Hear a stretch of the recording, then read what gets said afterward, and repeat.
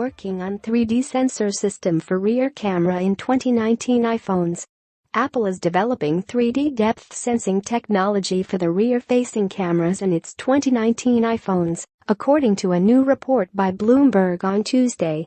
The 3D sensor system will be different to the one found in the iPhone X front-facing camera and is said to be the next big step in turning the smartphone into a leading augmented reality device.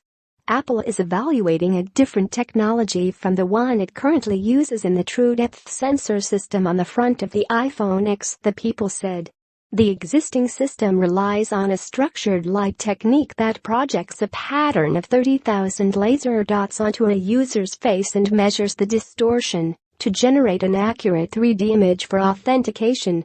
The planned rear-facing sensor would instead use a time-of-flight approach that calculates the time it takes for a laser to bounce off surrounding objects to create a three-dimensional picture of the environment. The existing TrueDepth camera would continue to be used in the front-facing camera of future iPhones in order to power Face ID, while the new system would bring the more advanced time-of-flight 3D sensing capability to the rear camera, according to the sources cited.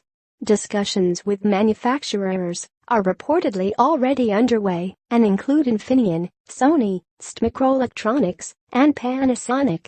Testing is said to be still in the early stages and could end up not being used in the phones at all.